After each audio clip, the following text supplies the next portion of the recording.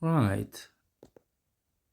Ngike ngathi namhlanje ake ngenze izinto ngokuhluka since kufike isikhathi esingajwayelekile nesenzeka once after iminyaka. Umuntu onemimoya, umuntu wezithunywa, umuntu wedlozi, umuntu wethongo. Loyo muntu fanele azazi ukuthi njengoba ewumntwana odonsa ngomoya ngendlela engajwayelekile, ngendlela ethanda ukuhluka kunabanye abantu abaphila emhlabeni. Kuyo yonke into eyindalo, ukushintsha nokushintsha kwezinto, whether ziseduze noma kude, ziyaku-affect-a in a way. Ngikhuluma nokushintsha kwezinkanyezi, ngikhuluma ngokushintsha kwemihlaba le ezungeza ilanga lethu ngoba akuthina sodwa la kaNomkhubulwane ka-Mother Earth esinomhlaba. Ikhona eminye imihlaba ekhona leyo mhlaba kumuntu wamoya fanele akwazi lokhu ukushintshashintsha kwawo abathi ngesiLungu when they change orbit around the sun, kunento eyenzakalayo nokuwena. Kwazi lokho ukuthi kwesinye isikhathi ukucindezeleka kwakho nokuphatheka kabi noma nama-emotions ngokujikajika kwawo ungazitsheli ukuthi ngasonke isikhathi kusuke kuyilento oyicabangayo. Ziningi izinto ezenza lokho. Ngiyakutshela-ke namhlanje ukuthi ukushintsha kwemihlaba, ukushintsha kwezinkanyezi, ukushintsha kwemthalane kuyayenza ilontuzana i-change nakuwena.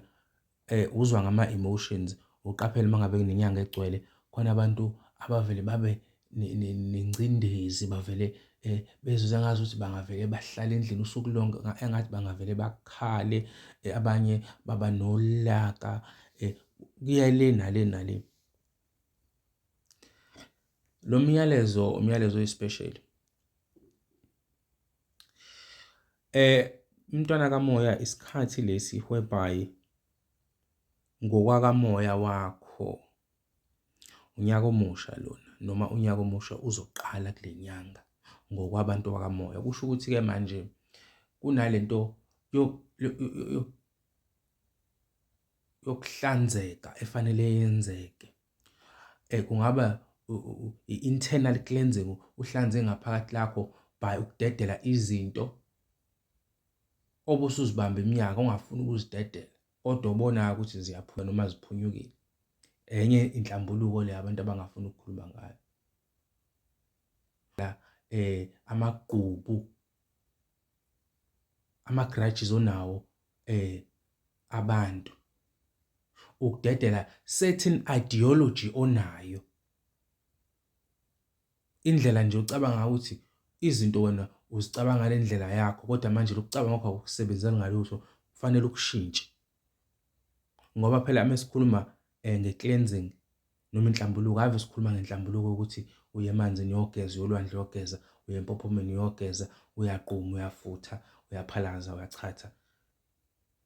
Internal cleansing is the first, iyona yokuqala oyenzayo so that i-outside cleansing will be manifested kahle. As above, so below, as within, so without.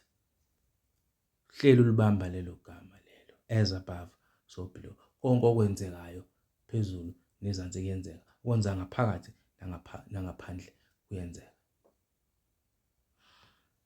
Kule cleansing le mntakamoya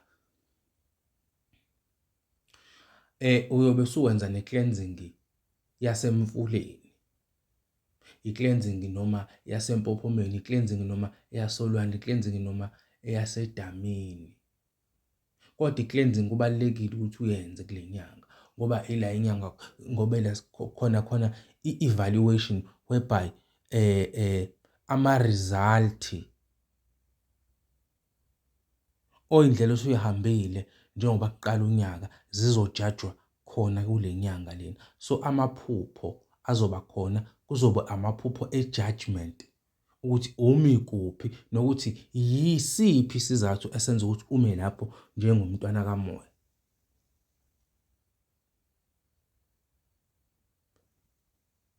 internal cleansing, then i-cleansing yangaphandle. Kodwa ayingapheli le nyanga ungayanga ukwenza i-cleansing.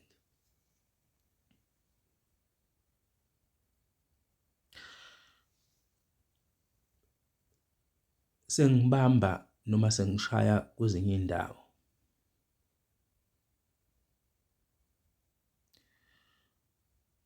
Ayikho into oyoyi-achieve uma ungafuni ukwenza ushintsho.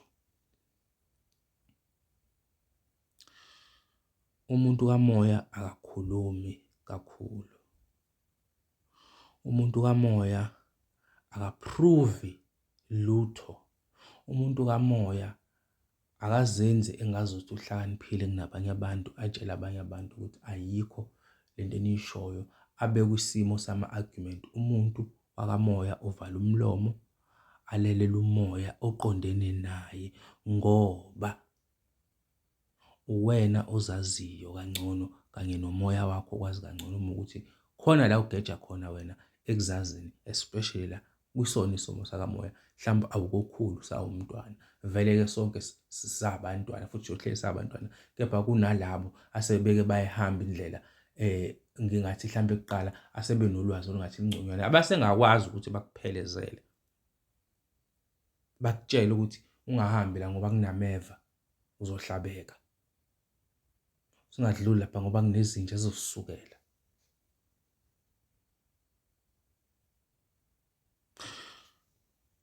I-mental transmutation noma ukushintsha indlela ocabanga ngayo iyona nto e-powerful kakhulu ekwakheni noma ekushintsheni isimo sakho, ngoba yonke into iqala ekhanda. Manje-ke yebo kunenhlupheko la emoyeni, yebo kunokubambeka kwezinto kulo moya wethu esingawucelanga esawunikwa ngenkani.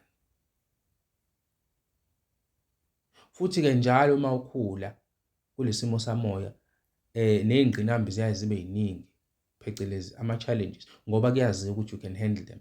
I've said that before, ngizophinda ngisho futhi, so that izongena ihlale izakhele ikhaya engqondweni.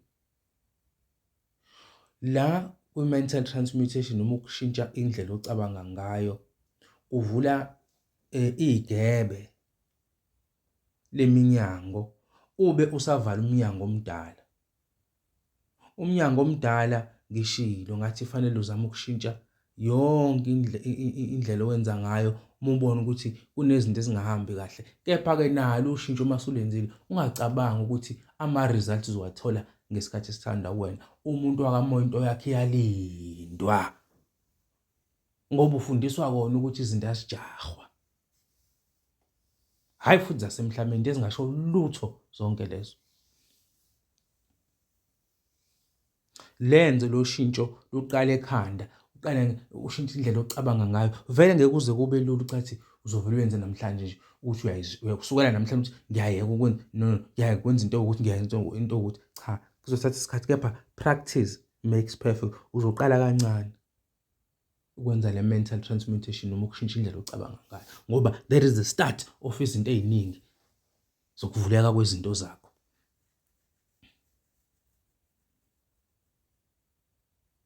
Bese usuka lapho accept izinto ongeke uzokwazi ukuzishintsha, uqhubeke nempilo.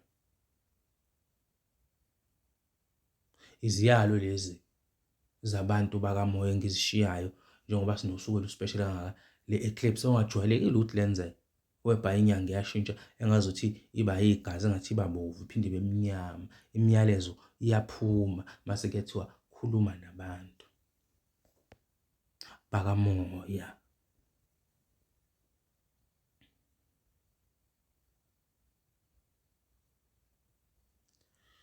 Izinto zasemhlabeni ziyathathwa, uyaphucwa zona zonke ngoba kumele uqaliswe phansi. Le ngikutshelayo nemfihlo ukuthi uma wenza i-mental transmutation, ukushintsha indlela ocabanga ngayo, yila khona uqala uhlangabeza ukuthi ushintsho usuyalifuna futhi uyalamukela. Ungalwi noshintsho ngoba ngeke uze uwina, Akekho umuntu owawina impi nama-natural laws. Imithetho yemvelo ingaphezu kwethu sonke. Excuse me.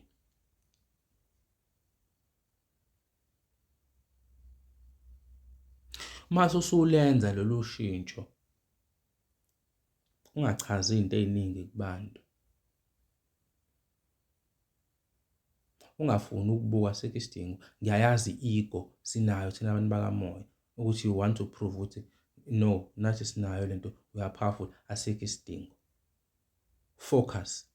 Gada ama-social network, they always beney'ndaba ezibuhlungu ezizokwenza ukuthi uthuke wagada ama-social network. Uma uthanda ungayidelete leya nto, ngeyikwenzele lutho ngoba iyaphazamisa.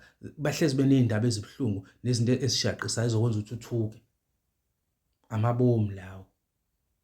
Gada lezo zinto ube focus. Okay, siyabonga nisale kahle.